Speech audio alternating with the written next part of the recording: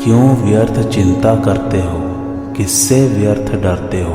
कौन तुम्हें मार सकता है।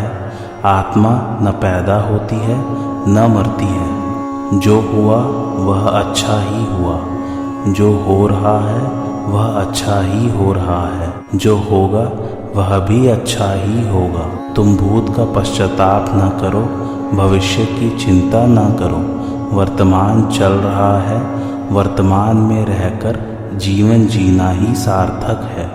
तुम्हारा क्या गया जो तुम रोते हो। तुम क्या लेकर आए थे जिसके खो जाने का तुम पश्चाताप करते हो। तुमने क्या पैदा किया था जिसका नाश हो गया।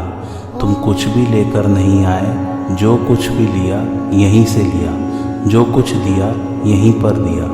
खाली हाथ आए, खाली हाथ ही चले। जय श्री कृष्ण मेरे सभी प्यारे कथा श्रोताओं को। मेरा नाम है नमित अग्रवाल और स्वागत है आपका मेरे चैनल कथावाचक में। आइए आज की कथा आरंभ करते हैं। जिनका कोई निकेत अर्थात वास स्थान नहीं है, वे ही अनिकेत हों ऐसी बात नहीं है। चाहे गृहस्थ हो या साधु सन्यासी, जिनकी अपने रहने के स्थान में ममता आसक्ति नहीं है, वे सभी अनिकेत हैं। भक्त का रहने के स्थान में और शरीर में लेश मात्र भी अपनापन एवं आसक्ति नहीं होती, इसलिए उसको अनिकेत कहा गया है। भक्त की बुद्धि में भगवत तत्व की सत्ता और स्वरूप के विषय में कोई संशय अथवा विपर्यय नहीं होता, अतः उसकी बुद्धि भगवत तत्व के ज्ञान से कभी किसी अवस्था में विचलित नहीं होती, इसलिए उसको स्थिर मति कहा गया है। भगवत तत्व को जानने के लिए उसको कभी किसी प्रमाण या शास्त्र विचार स्वाध्याय आदि की जरूरत नहीं रहती, क्योंकि वह स्वाभाविक रूप से भगवत तत्व में तल्लीन रहता है। स्थिर बुद्धि होने में कामनाएं ही बाधक होती हैं, अतः कामनाओं के त्याग से ही स्थिर बुद्धि होना संभव है। अंतःकरण में सांसारिक सुख की कामना रहने से संसार में आसक्ति हो जाती है। यह आसक्ति संसार को असत्य या मिथ्या जान लेने पर भी मिटती नहीं। जैसे सिनेमा में दिखने वाले दृश्य को मिथ्या जानते हुए भी उसमें आसक्ति हो जाती है, अथवा जैसे भूतकाल की बातों को याद करते समय मानसिक दृष्टि के सामने आने वाले दृश्य को मिथ्या जानते हुए भी उसमें आसक्ति हो जाती है। अतः जब तक भीतर में सांसारिक सुख की कामना है, तब तक संसार को मिथ्या मानने पर भी संसार की आसक्ति नहीं मिटती। आसक्ति से संसार की स्वतंत्र सत्ता दृढ़ होती है। सांसारिक सुख की कामना मिटने पर आसक्ति स्वतः मिट जाती है। आसक्ति मिटने पर संसार की स्वतंत्र सत्ता का अभाव हो जाता है और एक भगवत तत्व में बुद्धि स्थिर हो जाती है। मनुष्य में स्वाभाविक रूप से भक्ति रहती है। मनुष्य से भूल यही होती है कि वह भगवान को छोड़कर संसार की भक्ति करने लगता है, इसलिए उसे स्वाभाविक रहने वाली भगवत भक्ति का रस नहीं मिलता और उसके जीवन में नीरसता रहती है। सिद्ध भक्त हरदम भक्ति रस में तल्लीन रहता है, इसलिए उसको भक्तिमान कहा गया है। ऐसा भक्तिमान मनुष्य भगवान को प्रिय होता है। नर पद देने का तात्पर्य है कि भगवान को प्राप्त करके जिसने अपना मनुष्य जीवन सार्थक कर लिया है, वही वास्तव में नर अर्थात मनुष्य कहलाने योग्य है। जो मनुष्य शरीर को पाकर सांसारिक भोग और संग्रह में ही लगा हुआ है, वह नर कहलाने योग्य नहीं है। इन दो श्लोकों में भक्त के सदा सर्वदा समभाव में स्थिर रहने की बात कही गई है। शत्रु मित्र मान अपमान शीत उष्ण सुख दुख और निंदा स्तुति, इन पांचों द्वंद्वों में समता होने से ही साधक पूर्णतः समभाव में स्थित कहा जा सकता है। इस तरह पांचों प्रकरण स्वतंत्र होने से किसी एक प्रकरण के भी सब लक्षण जिसमें हो, वही भगवान का प्रिय भक्त है। प्रत्येक प्रकरण में सिद्ध भक्तों के अलग अलग लक्षण बताने का कारण यह है कि साधन पद्धति प्रारब्ध वर्ण आश्रम देश काल परिस्थिति आदि के भेद से सब भक्तों की प्रकृति में परस्पर थोड़ा बहुत भेद रहा करता है। हाँ, राग द्वेष हर्ष शोक आदि विकारों का अत्यंता भाव एवं समता में स्थिति और समस्त प्राणियों के हित में रति सबकी समान ही होती है। साधक को अपनी रुचि विश्वास योग्यता स्वभाव आदि के अनुसार जो प्रकरण अपने अनुकूल दिखाई दे, उसी को आदर्श मानकर उसके अनुसार अपना जीवन बनाने में लग जाना चाहिए। किसी एक प्रकरण के भी यदि पूरे लक्षण अपने में न आए तो भी साधक को निराश नहीं होना चाहिए, फिर सफलता अवश्यम भावी है। इन दो श्लोकों में भगवान ने वे ही स्थल दिए हैं जहाँ समता होने में कठिनता आती है। अगर इनमें समता हो जाए तो अन्य जगह समता होने में कठिनता नहीं आएगी। अपने पर कोई असर न पड़ना समता है। यद्यपि भक्त की दृष्टि में भगवान के सिवाय दूसरी सत्ता है ही नहीं, तथापि दूसरे लोगों की दृष्टि में वह शत्रु और मित्र में सम दिखता लगता है। शत्रुता मित्रता का ज्ञान होने पर भी वह सम रहता है। भक्त शरीर की अनुकूलता प्रतिकूलता में भी सम रहता है और मन बुद्धि की अनुकूलता प्रतिकूलता में भी सम रहता है। तात्पर्य है कि भक्त शरीर की अनुकूलता प्रतिकूलता, इंद्रियों की अनुकूलता प्रतिकूलता, मन की अनुकूलता प्रतिकूलता, बुद्धि की अनुकूलता प्रतिकूलता, सिद्धांत की अनुकूलता प्रतिकूलता आदि सब तरह की अनुकूलता प्रतिकूलता में सम रहता है। उसका न तो अनुकूलता में राग होता है और न प्रतिकूलता में द्वेष होता है। वे भक्ति के कारण भगवान को प्रिय है, गुणों के कारण नहीं। गुण मुख्य नहीं है, प्रत्युत भक्ति मुख्य है। पहले भगवान ने सिद्ध भक्तों के कुल 39 लक्षण बताए। अब आगे के श्लोक में भगवान अर्जुन के प्रश्न का स्पष्ट रीति से उत्तर देते हैं। ये तू धर्म्यामृत मिदम यथोक्तम पर्युपासते श्रद्धाना मत्परमा भक्तास्ते तीव में प्रियाः, अर्थात परंतु जो मुझ में श्रद्धा रखने वाले और मेरे परायण हुए भक्त इस धर्ममय अमृत का जैसा कहा है वैसा ही भली भांति सेवन करते हैं, वे मुझे अत्यंत प्रिय हैं। भावार्थ, भगवत प्राप्ति हो जाने के कारण सिद्ध भक्तों के लक्षणों में श्रद्धा की बात नहीं आई, क्योंकि जब तक नित्य प्राप्त भगवान का अनुभव नहीं होता तभी तक श्रद्धा की जरूरत रहती है। ऐसे श्रद्धालु भक्त भगवान के धर्ममय अमृत रूप उपदेश को भगवत प्राप्ति के उद्देश्य से अपने में उतारने की चेष्टा किया करते हैं। यद्यपि भक्ति के साधन में श्रद्धा और प्रेम का तथा ज्ञान के साधन में विवेक का महत्व होता है, तथापि इससे यह नहीं समझना चाहिए कि भक्ति के साधन में विवेक का और ज्ञान के साधन में श्रद्धा का महत्व ही नहीं है। वास्तव में श्रद्धा और विवेक की सभी साधनों में बड़ी आवश्यकता है। विवेक होने से भक्ति साधन में तेजी आती है। इसी प्रकार शास्त्रों में तथा परमात्म तत्व में श्रद्धा होने से ही ज्ञान साधन का पालन हो सकता है। इसलिए भक्ति और ज्ञान दोनों ही साधनों में श्रद्धा और विवेक सहायक है। साधक भक्तों का सिद्ध भक्तों में अत्यंत पूज्य भाव होता है। उनकी सिद्ध भक्तों के गुणों में श्रेष्ठ बुद्धि होती है, अतः वे उन गुणों को आदर्श मानकर आदर पूर्वक उनका अनुसरण करने के लिए भगवान के परायण होते हैं। इस प्रकार भगवान का चिंतन करने से और भगवान पर ही निर्भर रहने से वे सब गुण उनमें स्वतः आ जाते हैं। भक्ति योग में भगवत परायणता मुख्य है। भगवत परायण होने पर भगवत कृपा से अपने आप साधन होता है और असाधन का नाश होता है। सिद्ध भक्तों के 39 लक्षणों के 5 प्रकरण धर्ममय अर्थात धर्म से ओतप्रोत है। उनमें किंचित मात्र भी अधर्म का अंश नहीं है।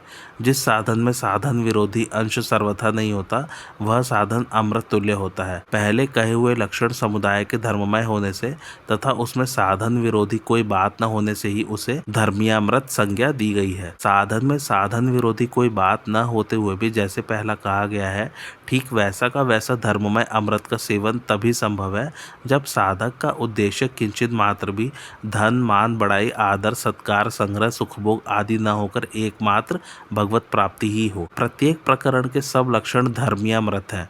अतः साधक जिस प्रकरण के लक्षणों को आदर्श मानकर साधन करता है उसके लिए वही धर्मीयामृत है। धर्मीयामृत के जो लक्षण बताए गए हैं वे आंशिक रूप से साधक मात्र में रहते हैं और इनके साथ साथ कुछ दुर्गुण दुराचार भी रहते हैं। प्रत्येक प्राणी में गुण और अवगुण दोनों ही रहते हैं।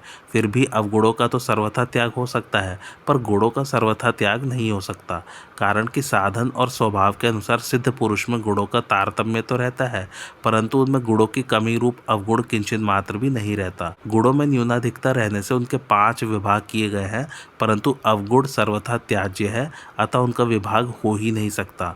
साधक सत्संग तो करता है पर साथ ही साथ कुसंग भी होता रहता है।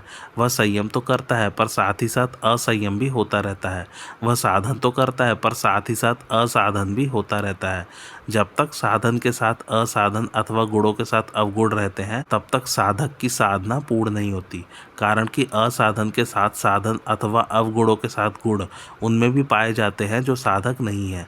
इसके सिवाय जब तक साधन के साथ असाधन अथवा गुणों के साथ अवगुण रहते हैं तब तक साधक में अपने साधन अथवा गुणों का अभिमान रहता है जो आसुरी संपत्ति का आधार है। इसलिए धर्मीयामृत का यथोक्त सेवन करने के लिए कहा गया है। तात्पर्य है कि इसका ठीक वैसा ही पालन होना चाहिए जैसा वर्णन किया गया है। अगर धर्मीयामृत के सेवन में दोष भी साथ रहेंगे तो भगवत प्राप्ति नहीं होगी। अतः इस विषय में साधक को विशेष सावधान रहना चाहिए। यदि साधन में किसी कारणवश आंशिक रूप से कोई दोषमय वृत्ति उत्पन्न हो जाए तो उसकी अवहेलना न करके तत्परता से उसे हटाने की चेष्टा करनी चाहिए। चेष्टा करने पर भी न हटे तो व्याकुलता पूर्वक प्रभु से प्रार्थना करनी चाहिए। जितने सद्गुण सदाचार सद्भाव हैं वे सबके सब परमात्मा के संबंध से ही होते हैं। इसी प्रकार दुर्गुण दुराचार दुर्भाव आदि सब असत के संबंध से ही होते हैं। दुराचारी से दुराचारी पुरुष में भी सद्गुण सदाचार का सर्वथा अभाव नहीं होता, क्योंकि सत का अंश होने के कारण जीव मात्र का सत से नित्य सिद्ध संबंध है। परमात्मा से संबंध रहने के कारण किसी न किसी अंश में उसमें सद्गुण सदाचार रहेंगे ही। परमात्मा की प्राप्ति होने पर असत से सर्वथा संबंध विच्छेद हो जाता है और दुर्गुण दुराचार दुर्भाव आदि सर्वथा नष्ट हो जाते हैं। सद्गुण सदाचार सद्भाव भगवान की संपत्ति है, इसलिए साधक जितना ही भगवान के सम्मुख अथवा भगवत परायण होता जाएगा उतने ही अंश में स्वतः सद्गुण सदाचार सद्भाव प्रकट होते जाएंगे और दुर्गुण दुराचार दुर्भाव नष्ट होते जाएंगे। राग द्वेष हर्ष शोक काम क्रोध आदि अंतःकरण के विकार हैं, धर्म नहीं। धर्मी के साथ धर्म का नित्य संबंध रहता है, जैसे सूर्य रूप धर्मी के साथ उष्णता रूप धर्म का नित्य संबंध रहता है जो कभी मिट नहीं सकता। अतः धर्मी के बिना धर्म तथा धर्म के बिना धर्मी नहीं रह सकता। काम क्रोध आदि विकार साधारण मनुष्य में भी हर समय नहीं रहते, साधन करने वाले में कम होते रहते और सिद्ध पुरुष में तो सर्वथा ही नहीं रहते। यदि ये विकार अंतःकरण के धर्म होते तो हर समय एक रूप से रहते और अंतःकरण के रहते हुए कभी नष्ट नहीं होते। अतः ये अंतःकरण के धर्म नहीं प्रत्युत आने जाने वाले विकार हैं। साधक जैसे जैसे अपने एकमात्र लक्ष्य भगवान की ओर बढ़ता है वैसे ही वैसे राग द्वेष आदि विकार मिटते जाते हैं और भगवान को प्राप्त होने पर उन विकारों का अत्यंताभाव हो जाता है। गीता में जगह जगह भगवान ने साधकों को राग द्वेष आदि विकारों का सर्वथा त्याग करने के लिए कहा है। यदि ये अंतःकरण के धर्म होते तो अंतःकरण के रहते हुए इनका त्याग असंभव होता और असंभव को संभव बनाने के लिए भगवान आज्ञा भी कैसे दे सकते थे। गीता में सिद्ध महापुरुषों को राग द्वेष आदि विकारों से सर्वथा मुक्त बताया गया है, जैसे जगह जगह भगवान ने सिद्ध भक्तों को राग द्वेष आदि विकारों से सर्वथा मुक्त बताया है। इसलिए भी ये विकार ही सिद्ध होते हैं, अंतःकरण के धर्म नहीं। असत से सर्वथा विमुख होने से उन सिद्ध महापुरुषों में ये विकार लेश मात्र भी नहीं रहते। यदि अंतःकरण में ये विकार बने रहते तो फिर वे मुक्त किससे होते। जिसमें ये विकार लेश मात्र भी नहीं है, ऐसे सिद्ध महापुरुष के अंतःकरण के लक्षणों को आदर्श मानकर भगवत प्राप्ति के लिए उनका अनुसरण करने के लिए भगवान ने उन लक्षणों को यहाँ धर्म्यामृत के नाम से संबोधित किया है। साधक भक्तों की दृष्टि में भगवान के प्यारे सिद्ध भक्त अत्यंत श्रद्धास्पद होते हैं। भगवान की तरफ स्वाभाविक आकर्षण होने के कारण उनमें दैवी संपत्ति अर्थात सद्गुण स्वाभाविक ही आ जाते हैं। फिर भी साधकों का उन सिद्ध महापुरुषों के गुणों के प्रति स्वाभाविक आदर भाव होता है और वे उन गुणों को अपने में उतारने की चेष्टा करते हैं।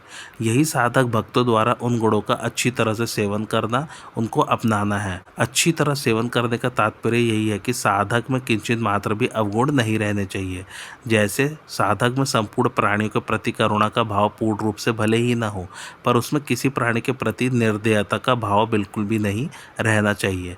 साधकों में ये लक्षण सांगोपांग नहीं होते, इसलिए उनसे इनका सेवन करने के लिए कहा गया है। सांगोपांग लक्षण होने पर वे सिद्ध की कोटि में आ जाएंगे।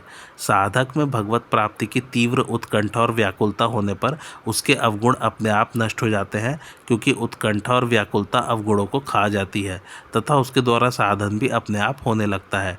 इस कारण उसको भगवत प्राप्ति जल्दी और सुगमता से हो जाती है। सिद्ध भक्तों को प्रिय और साधकों को अत्यंत प्रिय बताने के कारण इस प्रकार है। पहला, सिद्ध भक्तों को तो तत्व का अनुभव अर्थात भगवत प्राप्ति हो चुकी है, किंतु साधक भक्त भगवत प्राप्ति न होने पर भी श्रद्धा पूर्वक भगवान के परायण होते हैं, इसलिए वे भगवान को अत्यंत प्रिय होते हैं।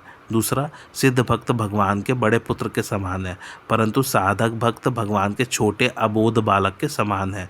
छोटा बालक स्वाभाविक ही सबको प्रिय लगता है, इसलिए भगवान को भी साधक भक्त अत्यंत प्रिय है। तीसरा, सिद्ध भक्त को तो भगवान अपने प्रत्यक्ष दर्शन देकर अपने को ऋण मुक्त मान लेते हैं, पर साधक भक्त तो प्रत्यक्ष दर्शन न होने पर भी सरल विश्वास पूर्वक एकमात्र भगवान के आश्रित होकर उनकी भक्ति करते हैं। अतः उनको अभी तक अपने प्रत्यक्ष दर्शन न देने के कारण भगवान अपने को उनका ऋणी मानते हैं और इसलिए उनको अपना अत्यंत प्रिय कहते हैं। कर्तव्य को धर्म कहते हैं। जो धर्म से विचलित इधर उधर नहीं होता उसको धर्मीय कहते हैं। सब कुछ भगवान ही है, इसके समा दूसरा कोई सिद्धांत है ही नहीं, इसलिए यह धर्मीय है। श्रद्धा साधक में होती है, सिद्ध में श्रद्धा नहीं होती, प्रत्युत अनुभव होता है, क्योंकि उसके अनुभव में एक परमात्मा के सिवाय और कुछ है ही नहीं, सब कुछ परमात्मा ही है। फिर वह श्रद्धा क्या करे? साधक की दृष्टि में दूसरी सत्ता रहती है, इसलिए वह उपासना करता है, अर्थात अपना जीवन वैसा बनाता है, परंतु उसका भाव यह रहता है कि भगवान के सिवाय अगर कुछ है तो वह भी भगवान की ही लीला है। दूसरी सत्ता की मान्यता होते हुए भी साधक भगवान के परायण रहता है और भगवान के सिवाय दूसरा कोई उसका प्रेमास्पद नहीं होता, इसलिए वह भगवान को अत्यंत प्यारा होता है। जब तक उसको सब कुछ भगवान ही है इसका अनुभव नहीं होता, तब तक भगवान उसके ऋणी रहते हैं। श्रीमद् भागवत में भगवान कहते हैं, जब तक संपूर्ण प्राणियों में मेरा भाव अर्थात सब कुछ परमात्मा ही है ऐसा वास्तविक भाव न होने लगे, तब तक इस प्रकार मन, वाणी और शरीर की सभी वृत्तियों से मेरी उपासना करता रहे। पूर्वोक्त साधन करने वाले भक्त का सब कुछ परमात्मा स्वरूप ही है ऐसा निश्चय हो जाता है। फिर वह इस अध्यात्म विद्या द्वारा सब प्रकार से संशय रहित होकर सब जगह परमात्मा को भलीभांति देखता हुआ उपराम हो जाए, अर्थात सब कुछ परमात्मा ही है, यह चिंतन भी न रहे, प्रत्युत साक्षात परमात्मा ही दिखने लगे। ओम तत्सदिति श्रीमद् भगवद गीतासु उपनिषत्सु ब्रह्म विद्यायाम योग शास्त्रे श्री कृष्ण अर्जुन संवादे भक्ति योगो नाम 12 अध्यायः। इस प्रकार ओम तत्सत इन भगवान नामों के उच्चारण पूर्वक ब्रह्म विद्या और योग शास्त्र में श्रीमद् भगवद गीतोपनिषद रूप श्री कृष्ण अर्जुन संवाद में भक्ति योग नामक 12वां अध्याय पूर्ण हुआ। इस अध्याय में अनेक प्रकार के साधनों सहित भगवत भक्ति का वर्णन करके भक्तों के लक्षण बताए गए हैं और इस अध्याय का उपक्रम तथा उपसंहार भी भगवत भक्ति में ही हुआ है। केवल तीसरे, चौथे और पांचवें 3 श्लोकों में ज्ञान के साधन का वर्णन है, पर वह भी भक्ति और ज्ञान की परस्पर तुलना करके भक्ति को श्रेष्ठ बताने के लिए ही है, इसलिए इस अध्याय का नाम भक्ति योग रखा गया है। आइए अब 13वां अध्याय आरंभ करते हैं। 12वें अध्याय के आरंभ में अर्जुन ने पूछा कि आपकी उपासना करने वाले और अव्यक्त अक्षर की उपासना करने वाले इन दोनों में कौन श्रेष्ठ है। उत्तर में भगवान ने अपनी उपासना करने वालों को श्रेष्ठ बताया और आगे कहा कि अव्यक्त अक्षर की उपासना करने वाले भी मेरे को ही प्राप्त होते हैं, परंतु देहाभिमान रहने के कारण उनको उपासना में कठिनता अधिक होती है। ऐसा कहकर भगवान ने सगुण साकार की उपासना का विस्तार से वर्णन किया। अब अव्यक्त अक्षर की उपासना का विस्तार से वर्णन करने के लिए और उसमें देहाभिमान रूप मुख्य बाधा को दूर करने के लिए भगवान 13वें अध्याय का विषय आरंभ करते हैं। सबसे पहले भगवान क्षेत्र और क्षेत्रज्ञ के विवेक का प्रकरण आरंभ करते हैं। श्री भगवान उवाच इदम शरीरम कौन्तेय क्षेत्र मिथ्याभिधीयते एतद्यो वेत्ति तम प्राहुः क्षेत्रज्ञ इति तद्विदः। अर्थात श्री भगवान बोले, हे कुंती पुत्र अर्जुन, यह रूप से कहे जाने वाले शरीर को क्षेत्र इस नाम से कहते हैं और इस क्षेत्र को जो जानता है उसको ज्ञानी लोग क्षेत्रज्ञ इस नाम से कहते हैं। भावार्थ, मनुष्य, यह पशु है, यह पक्षी है, यह वृक्ष आदि आदि भौतिक चीज़ों को इदमता से अर्थात यह रूप से कहता है और इस शरीर को कभी मैं रूप से तथा कभी मेरा रूप से कहता है, परंतु वास्तव में अपना कहलाने वाला शरीर भी इदमता से कहलाने वाला ही है। चाहे स्थूल शरीर हो, चाहे सूक्ष्म शरीर हो, चाहे कारण शरीर हो, पर वे है सभी इदमता से कहलाने वाले ही। जो पृथ्वी, जल, तेज, वायु और आकाश इन 5 तत्वों से बना हुआ है, अर्थात जो माता पिता के रज वीर्य से पैदा होता है, उसको स्थूल शरीर कहते हैं। इसका दूसरा नाम अन्नमय कोश भी है, क्योंकि यह अन्न के विकार से ही पैदा होता है और अन्न से ही जीवित रहता है, अतः यह अन्नमय अन्न स्वरूप ही है। इंद्रियों का विषय होने से यह शरीर इदम अर्थात यह कहा जाता है। 5 ज्ञानेंद्रिया, 5 कर्मेंद्रिया, 5 प्राण, मन और बुद्धि, इन 17 तत्वों से बने हुए को सूक्ष्म शरीर कहते हैं। इन 17 तत्वों में से प्राणों की प्रधानता को लेकर यह सूक्ष्म शरीर प्राणमय कोश, मन की प्रधानता को लेकर यह मनोमय कोश और बुद्धि की प्रधानता को लेकर यह विज्ञानमय कोश कहलाता है। ऐसा यह सूक्ष्म शरीर भी अंतःकरण का विषय होने से इदम कहा जाता है। अज्ञान को कारण शरीर कहते हैं। मनुष्य को बुद्धि तक का तो ज्ञान होता है, पर बुद्धि से आगे का ज्ञान नहीं होता, इसलिए इसे अज्ञान कहते हैं। यह अज्ञान संपूर्ण शरीरों का कारण होने से कारण शरीर कहलाता है। इस कारण शरीर को स्वभाव, आदत और प्रकृति भी कह देते हैं और इसी को आनंदमय कोश भी कह देते हैं। जागृत अवस्था में स्थूल शरीर की प्रधानता होती है और उसमें सूक्ष्म तथा कारण शरीर भी साथ में रहता है। स्वप्न अवस्था में सूक्ष्म शरीर की प्रधानता होती है और उसमें कारण शरीर भी साथ में रहता है। सुषुप्ति अवस्था में स्थूल शरीर का ज्ञान नहीं रहता, जो कि अन्नमय कोश है और सूक्ष्म शरीर का भी ज्ञान नहीं रहता, जो कि प्राणमय, मनोमय एवं विज्ञानमय कोश है, अर्थात बुद्धि अविद्या में लीन हो जाती है। अतः सुषुप्ति अवस्था कारण शरीर की होती है। जागृत और स्वप्न अवस्था में तो सुख दुख का अनुभव होता है, पर सुषुप्ति अवस्था में दुख का अनुभव नहीं होता और सुख रहता है। इसलिए कारण शरीर को आनंदमय कोश कहते हैं।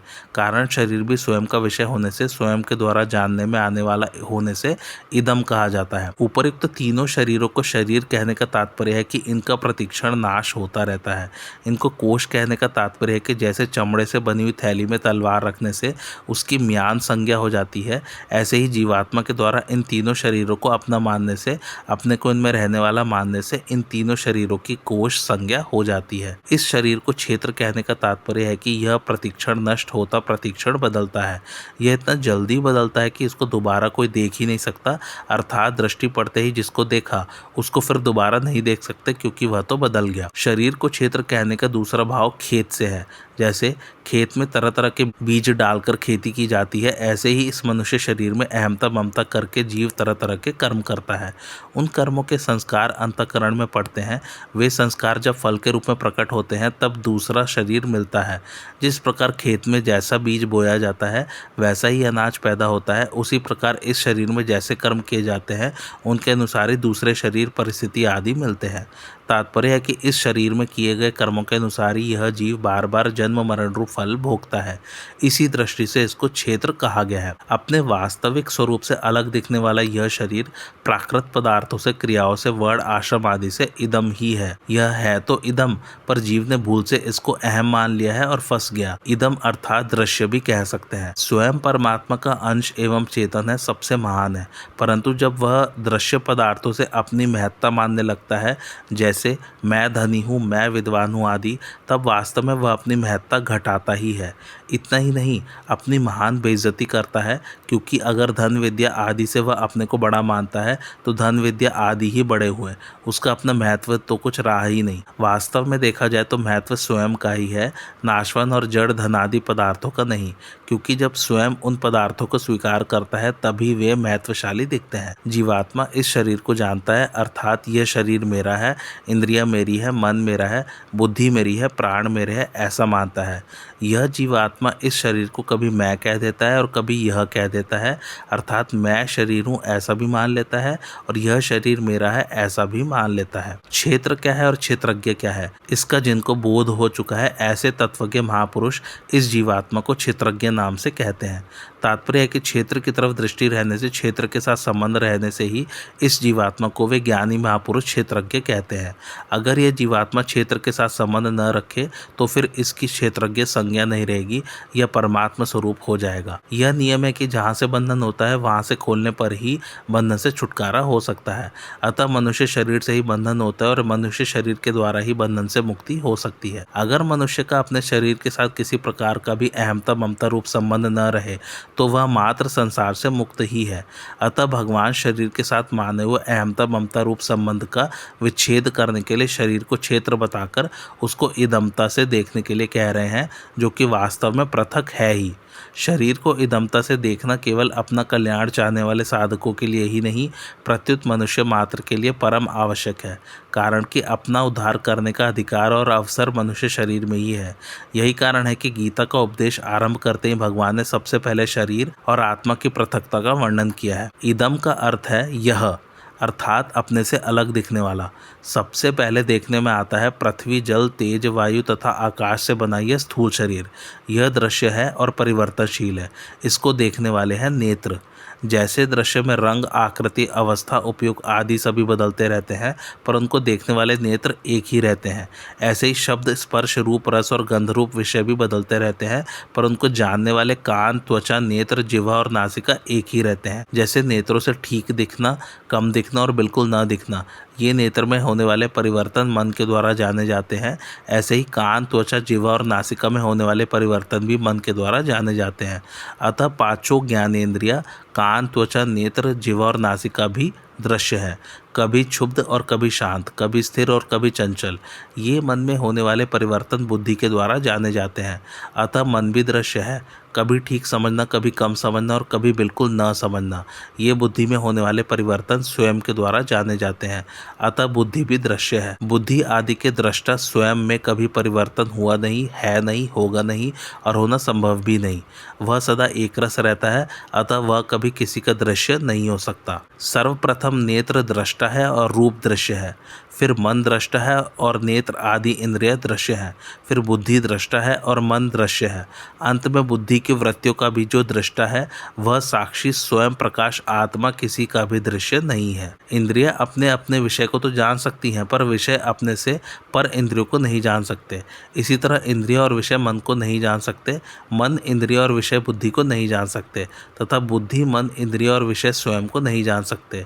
न जानने में मुख्य कारण यह है कि इंद्रिय, मन और बुद्धि तो सापेक्ष दृष्टा हैं, अर्थात एक दूसरे की सहायता से केवल अपने से स्थूल रूप को देखने वाले हैं, किंतु स्वयं अर्थात जीवात्मा शरीर, इंद्रिय, मन और बुद्धि से अत्यंत सूक्ष्म और श्रेष्ठ होने के कारण निरपेक्ष दृष्टा है, अर्थात दूसरे किसी की सहायता के बिना खुद ही देखने वाला है। उपर्युक्त विवेचन में यद्यपि इंद्रिय, मन और बुद्धि को भी दृष्टा कहा गया है, तथापि वहां भी यह समझ लेना चाहिए कि स्वयं के साथ रहने पर ही इनके द्वारा देखा जाना संभव होता है, कारण कि मन, बुद्धि आदि जड़ प्रकृति का कार्य होने से स्वतंत्र दृष्टा नहीं हो सकते। अतः स्वयं ही वास्तविक दृष्टा है। दृश्य पदार्थ अर्थात शरीर, देखने की शक्ति अर्थात नेत्र, मन, बुद्धि और देखने वाला अर्थात जीवात्मा, इन तीनों में गुणों की भिन्नता होने पर भी तात्विक एकता है, कारण कि तात्विक एकता के बिना देखने का आकर्षण, देखने की सामर्थ्य और देखने की प्रवृत्ति सिद्ध ही नहीं होती। यहाँ यह शंका हो सकती है कि स्वयं तो चेतन है, फिर वह जड़ बुद्धि आदि को, जिससे उसकी तात्विक एकता नहीं है, कैसे देखता है? इसका समाधान यह है कि स्वयं जड़ से तादात्म्य करके जड़ के सहित अपने को मैं मान लेता है। यह मैं न तो जड़ है और न चेतन ही है। जड़ में विशेषता देखकर यह जड़ के साथ एक होकर कहता है कि मैं धनवान हूँ, मैं विद्वान हूँ आदि, और चेतन में विशेषता देखकर यह चेतन के साथ एक होकर कहता है कि मैं आत्मा हूँ, मैं ब्रह्मा हूँ आदि। यही प्रकृतिस्थ पुरुष है जो प्रकृति जन्य गुणों के संग से ऊंच नीच योनियों में बार बार जन्म लेता रहता है। तात्पर्य यह निकला कि प्रकृतिस्थ पुरुष में जड़ और चेतन दोनों अंश विद्यमान है। चेतन की रुचि परमात्मा की तरफ जाने की है, किंतु भूल से उसने जड़ के साथ तादात्म्य कर लिया। तादात्म्य में जो जड़ अंश है उसका आकर्षण जड़ता की तरफ होने से ही वही सजातीयता के कारण जड़ बुद्धि आदि का दृष्टा बनता है। यह नियम है कि देखना केवल सजातीयता में ही संभव होता है, अर्थात दृश्य, दर्शन और दृष्टा के एक ही जाति के होने से देखना होता है, अन्यथा नहीं। इस नियम से यह पता लगता है कि स्वयं जब तक बुद्धि आदि का दृष्टा रहता है तब तक उसमें बुद्धि की जाति की जड़ वस्तु है, अर्थात जड़ प्रकृति के साथ उसका माना हुआ संबंध है। यह माना हुआ संबंध ही सब अनर्थों का मूल है।